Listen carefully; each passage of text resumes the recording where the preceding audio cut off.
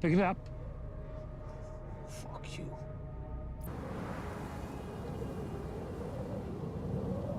So's are you. Why the hell would you be? We're just a bunch of old bores, right?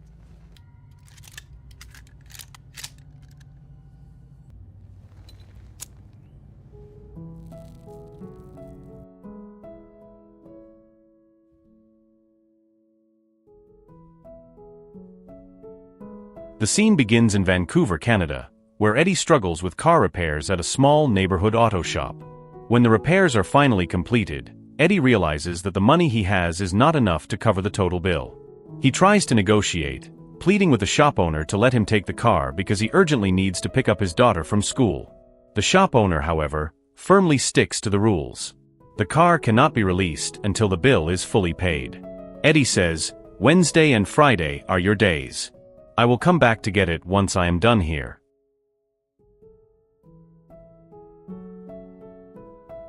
Desperate, Eddie calls several of his friends to ask for a loan, but none of them are willing to help him.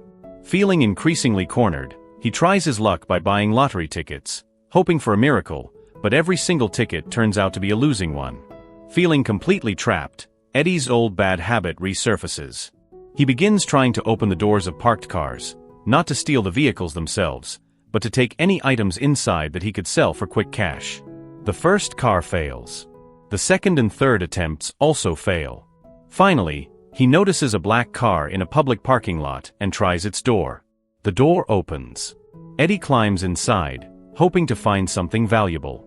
After searching through the dashboard, the back seat, and the glove compartment, he finds everything empty. Just as Eddie prepares to leave, all the doors suddenly lock automatically. Panic immediately sets in. He tries to force the door open, smash it, and punches the glass again and again. He even kicks the window with all his strength. His panic escalates when the car's screen lights up, showing an incoming call. At first, Eddie ignores it, focusing entirely on escaping. He grabs a lug wrench from under the seat and even tries to call a friend, but there is no signal.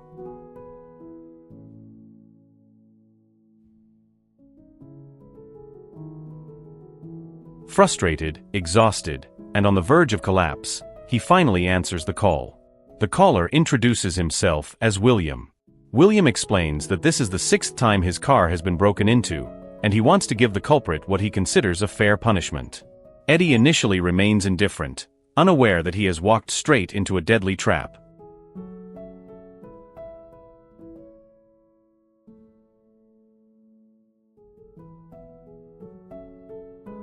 But when William begins speaking like a psychopathic predator and Eddie starts bleeding from his injuries, fear quickly overtakes him.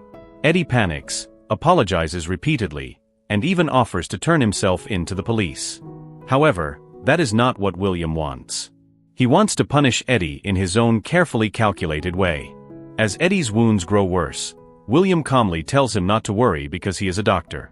Even as Eddie becomes weaker, William continues to enjoy his cruel game until Eddie eventually passes out. When night falls, Eddie awakens to find his hands and feet tightly bandaged. He feels extremely thirsty and painfully hungry. William begins the next phase of his psychological torment. The advertising screen in the parking lot changes to an image of a juicy burger, deliberately torturing Eddie mentally. The second day begins, and Eddie tries to stay calm, still not fully understanding the extent of William's instability. He asks for food, but William explains that a person can survive without food and water for more than 48 hours. William continues to call, lecturing about legal justice and morality, but Eddie responds angrily. "I do not care about your life story. I need food and water right now." As punishment, William plays disturbing music and turns the car's air conditioning to the maximum, leaving Eddie freezing painfully throughout the night. Eventually, Eddie breaks down completely and apologizes. "I am sorry for swearing. I will not do it again." On the third day, Eddie continues trying to open the door, but every attempt fails. As he begins to lose hope, William calls again and mocks him. Eddie then notices someone standing on top of a nearby building. He believes it is William. He pleads for mercy and begs to be released. William responds that he is also dying from prostate cancer. Eddie expresses sympathy. William says he wants to make a difference. He wants justice. With his extreme sense of justice, William believes that the prison system is insufficient to deliver real punishment. To him, the law must be enforced in a brutal and deeply personal way. William offers Eddie a deal. If Eddie gives him his social security number, William will check whether he has a criminal record. If Eddie has no record, he will be set free. However, if there is a record, Eddie must sacrifice 4 fingers by having them cut off. If this is your first offense, I will let you go. But if you are a repeat offender, as I suspect, I will cut off 4 of your fingers. Eddie refuses.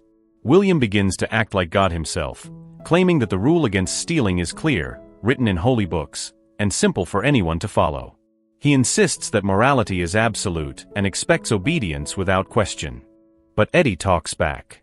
He says rich people like William never understand how hard life is for the poor. They never feel the daily fear of not having enough food. Sometimes small crimes like stealing are the only way to keep a family alive and fed. William gets angry and punishes Eddie again by turning on the car heater. The heat rises quickly. Eddie suffers badly and struggles to breathe. At night, William asks for Eddie's social security number again. He promises to give him a bottle of drink if Eddie gives it. In his dehydrated condition, Eddie finally gives in and says the number. William says he will give him water. Eddie repeats the numbers slowly.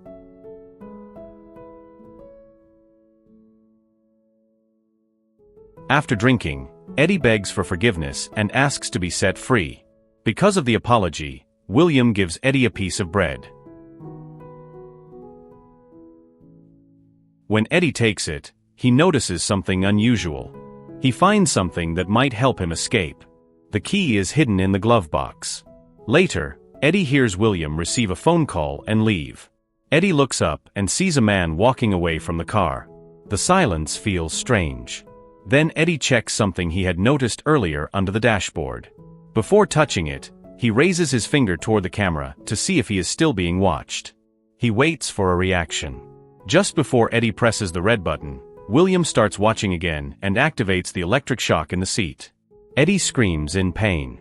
William asks what Eddie is doing in a cold voice. On the 4th day, Eddie pretends to stay calm and talks to William as if nothing is wrong. At the same time, his foot slowly tries to press the switch he believes will shut down the system. When it does not work and his body grows weaker, Eddie reaches his limit. Eddie, who had refused to drink his own urine, finally does it to survive.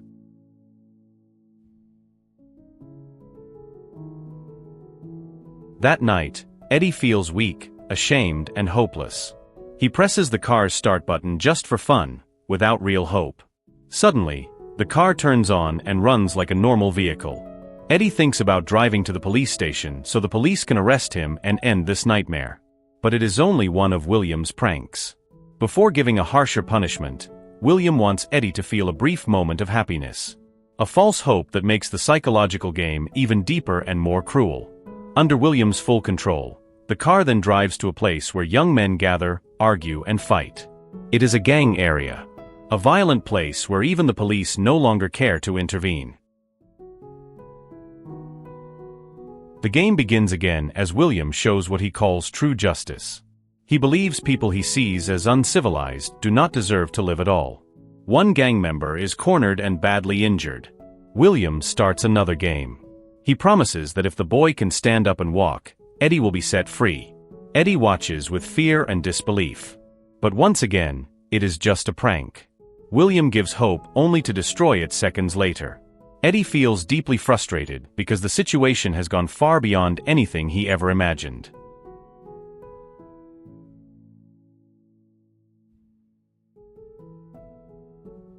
On Tuesday morning, Eddie wakes up and finds the car parked in front of his daughter's school. The sight breaks him inside. William talks again about justice and how it should work in his view. For people like Eddie who steal, prison is not enough punishment.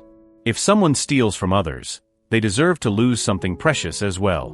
But once again, it is only a prank. William knows Eddie cannot take it anymore and might end his own life. William even proudly says he already removed the bullet from Eddie's gun when he treated his wounds, just to keep the game going. Time keeps moving, and William continues to play with Eddie's mind day and night. The torture never really stops. But Eddie is not stupid. He realizes William is a true psychopath who enjoys control and suffering. Eddie thinks that if he removes the cameras, something might change. There might still be a chance to survive. That night, Eddie finally snaps and tears out all the cameras in the car with his bare hands. But removing the cameras turns out to be a serious mistake. After the last camera is gone, the car starts driving toward a remote and isolated location. On the way, Eddie sends a voice message to his daughter.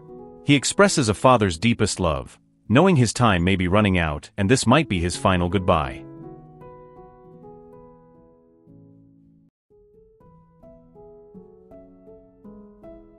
The car drives to a remote location where we finally come face to face with William, the man responsible for everything that has happened. Without the surveillance cameras, William cannot fully enjoy his twisted game, so he decides to confront Eddie in person.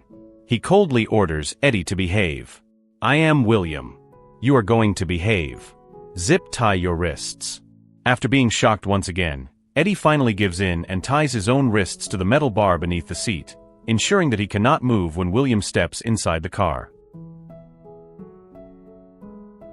William gets in and drives Eddie to the final destination. As the car moves, Eddie notices several tools scattered across the back seat. They are the tools of a true psychopath. Realizing the danger, Eddie tries to buy time by acting foolish and mocking William. "My daughter Emma loved classical music. You are playing her favorite song." Throughout the drive, William calmly explains the reasons behind everything he has done, as if justifying his actions to himself. William reveals that he is a robbery victim who lost his child during the attack. He reported the crime to the police many times, but nothing ever came of it. No arrests. No justice. To William, the world is cruel and unforgiving, so he chooses to become cruel rather than remain a powerless victim. While William talks, Eddie keeps provoking him with sharp insults until William begins to lose focus.